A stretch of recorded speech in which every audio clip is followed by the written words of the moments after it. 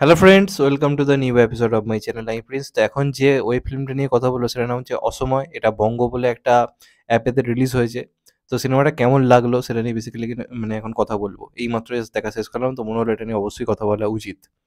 তো এটা বেসিক্যালি আমরা ট্রেলারটাকে যেভাবে এখানে প্রেজেন্ট করা হয়েছিল, যদি ট্রেলারটা দেখে থাকেন তাহলে ট্রেলারটা একরকম, সিনেমাটা কিন্তু আরেক রকম হয়েছে। মানে আমি স্টোরি আলাদা বলছি না, ট্রেলারের মতো করে কিন্তু সিনেমাটার উপস্থাপন কিন্তু হয়নি। সিনেমাটার উপস্থাপন কিন্তু পুরোপুরি আলাদা রকমভাবে করা হয়েছে।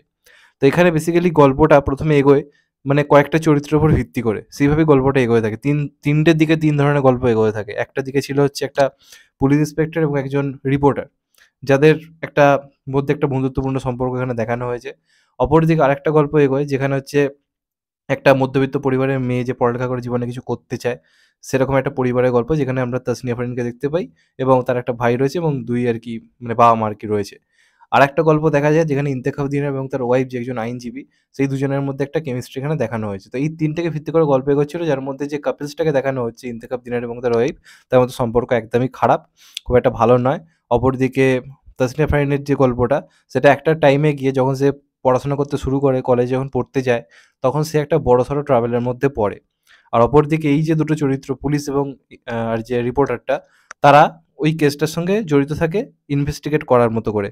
তো এইভাবে প্রত্যেকটা যে কটা চরিত্র যেগুলোকে নিয়ে গল্প আর কি ফার্স্ট হাফে এগোতে থাকে, এই প্রত্যেকটা চরিত্র একটা জায়গায় এসে মিলে যায় একটা ঘটনাকে কেন্দ্র করে। যে ঘটনায় ফেঁসে যায় হচ্ছে আমাদের নায়িকা তাসনিয়া ফারিন, এবং সেগুলোটা ইনভেস্টিগেট করা হচ্ছে পুলিশ এবং যে আর কি মানে যে রিপোর্টার সে, এবং আইনজীবী যে আর কি ইন্তেখাব দিনের ওয়াইফ, সেই কেসটা আর কি লড়ে। তো এটাই হচ্ছে বেসিক্যালি গল্প। তো পাক্কা বাংলায় বলতে গেলে এটা কোর্টরুম ড্রামা। তো কোর্টরুম ড্রামাকে যেভাবে প্রেজেন্ট করা হয় বিভিন্ন কাজে, এটা কিন্তু প্রেজেন্টেশনটা পুরো অন্যরকমভাবে করা হয়েছে, যে কারণে দেখতে সিনেমাটা খুব ইন্টারেস্টিং লাগে। এবং সিনেমাটার মধ্যে ইমোশন যেমন ভালোভাবে রয়েছে, কমেডিটা তার থেকেও ভয়ঙ্কর রকমের ভালো। মানে একটা কোর্টরুম ড্রামার ক্ষেত্রে কি হয়, অনেক সময় আমরা বোর ফিল করি, কিন্তু কিছু কিছু কাজ রয়েছে দেখবেন যেগুলোর ক্ষেত্রে বোর ফিল আমরা করি না, যেমন জলি এলএলবি বা জলি এলএলবি টু। এগুলোর ক্ষেত্রে মাঝে মাঝে এমন এমন কমেডি রাখা হয়, সেগুলো একটা আলাদা এনজয়মেন্ট দেয়, যে কারণে কোর্টরুম ড্রামাটা যখন হচ্ছে আপনার বোর ফিল লাগছে না, কারণ মাঝে মাঝে আপনি কমেডি পাচ্ছেন। তো এইখানে এই যে চরিত্র দুটো, যেটা আর কি পুলিশ যে চরিত্রটা এবং তার সঙ্গে রিপোর্টারের যে বন্ধুত্বপূর্ণ যে চরিত্রটা আর কি রয়েছে, তো তাদের দুজনে যতক্ষণ মানে তারা এসছে ভাই, হাসতে হাসতে পেট ফেটে গেছে। কারণ তাদের কিছু কিছু সিন এমন রয়েছে, কিছু কিছু কমেডি রয়েছে, দারুণ ওয়ার্ক করেছে কমেডিগুলো। এই সিনেমার মানে এই যে ওয়েব ফিল্মটার সব থেকে বড় প্লাস পয়েন্ট হচ্ছে এটার কমেডি, যেটা দুর্ধর্ষ ওয়ার্ক করেছে। এবং এই যেহেতু এই কোর্টরুম ড্রামাটার সঙ্গে দুটো চরিত্র জড়িত, তাই যখন কোর্টরুম ড্রামাটা হচ্ছে, এরা দুজন আপনাকে এমনভাবে প্রভাবিত করছে বা এদের জার্নিটা সিনেমায় এমনভাবে দেখানো হচ্ছে শুরুর দিকে, যে আপনারা মন থেকে চাইবেন যে এই দুটো চরিত্র যেন এই কেসটার সঙ্গে ইনভেস্টিগেশনের মধ্যে থাকে, কারণ তাহলে আপনি জানেন মজাটা পাবেন। তো সেই জিনিসটা কিন্তু রয়েছে। এবং অপরদিকে এখানে যে জিনিসটা বেসিক্যালি দেখানো হয়েছে, যে মেসেজটা দিতে চাওয়া হয়েছে, যেটা এর আগে বহু কাজে দেওয়া হয়েছে, যে মধ্যবিত্ত পরিবার বা গরিব পরিবারের ছেলেমেয়েরা কীভাবে ফেঁসে যায়, যারা হয়তো নির্দোষ।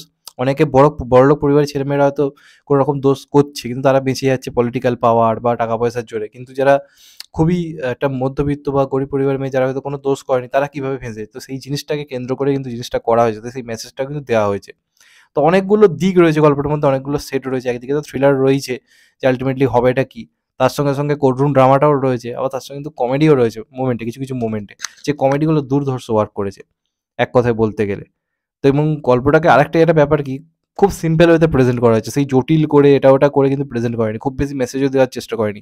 যা আমাদেরকে বোঝানোর সেটা খুব ন্যাচারালভাবে বোঝানো হয়েছে। তো এবং সব থেকে এটার পজিটিভ দিক হচ্ছে পারফরমেন্স। পারফরমেন্সের দিক থেকে মানে সবাই একে অপরকে ছাপিয়ে গেছে। এ বলছে আমায় দেখ, তো ও বলছে আমায় দেখ। তাসনিয়া ফারিন একটা সিন রয়েছে, একটা ইমোশনাল সিন রয়েছে, মানে খুবই একটা ইমোশনাল সিন মোটামুটি শেষের দিক করে। সেখানে তার পারফরমেন্স দেখার মতো। দেখার মতো পারফরমেন্স, যেমন তাসনিয়া ফারিন খুব ন্যাচারাল একজন অভিনেত্রী। তার যে কটা কাজ দেখেছি তার অভিনয় সত্যি এক কথায় ন্যাচারাল লাগে। মানে তার অভিনয়ে একটা ব্যাপারও রয়েছে। মানে যেমন তার লুক, তেমন তার পারফরম্যান্স। তাকে সিনেমায় খুব ন্যাচারাল লাগে, যে একটা মধ্যবিত্ত পরিবারের মেয়ে যে আস্তে, আস্তে মডার্ন হতে চাইছে। সেরকম একটা চরিত্রে তার যে ট্রান্সফরমেশনটা, সেটাও যেমন ভালো।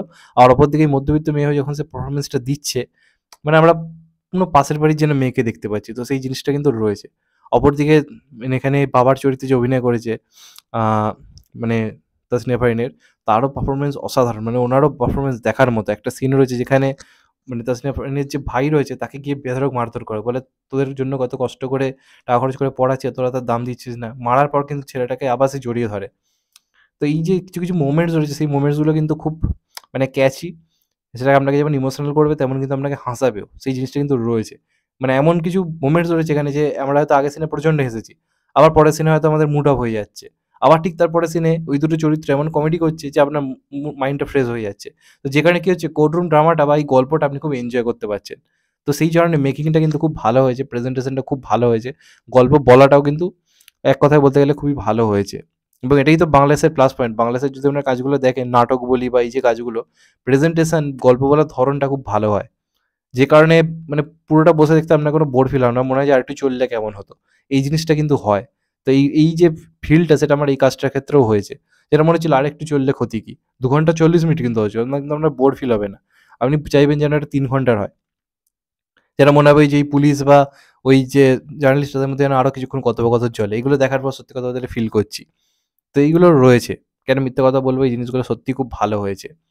এবং ইন্তেখাব দিনারের যে চরিত্রটা, সেটারও ভালো দিক খারাপ দিক দুটোই দেখানো হয়েছে। সেখানে তার সঙ্গে তার ওয়াইফের যে এটা এবং তার বাচ্চাদের তাদের কি ফিল হচ্ছে, তারা কি খারাপ একটা এর মধ্যে দিয়ে যাচ্ছে। তো এরকম অনেকগুলো দিক বলা হয়েছে গল্পটার মধ্যে, বিভিন্ন প্লটে। তো সেইটা খুব ভালো লেগেছে আমার। যে একটা জিনিসের মধ্যে গল্পটা কিন্তু আবদ্ধ করে রাখা হয়নি। বিভিন্নভাবে গল্পটাকে নিয়ে যাওয়া হয়েছে এবং নামটা যেটা অসময়, সেটাকে খুব ভালোভাবে ব্যক্ত করেছে গল্পটা। যে সময় মানুষকে কোন কাঠগড়ে এসে দাঁড় করিয়ে দেয়।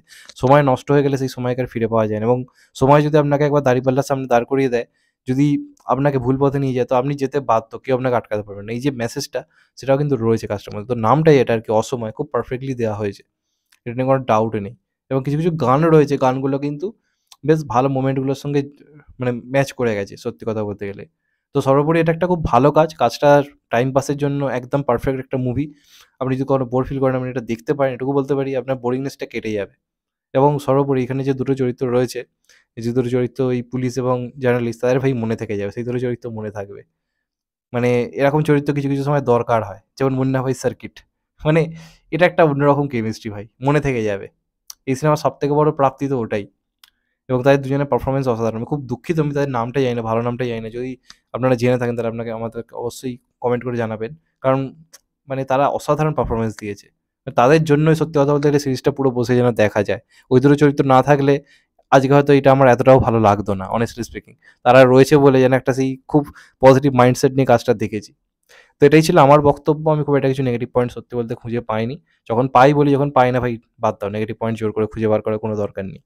তো এটাই ছিল বলা। চ্যানেলটা নতুন হলে চ্যানেলটাকে সাবস্ক্রাইব করে দেবেন and hit the bell icon. ভালো থাকবেন সবাই। Take care. নমস্কার। আবার দেখা হবে। এখন তো ভাই সবাই ভালো থেকো, সুস্থ থেকো। নমস্কার। Take care. আবার দেখা হবে।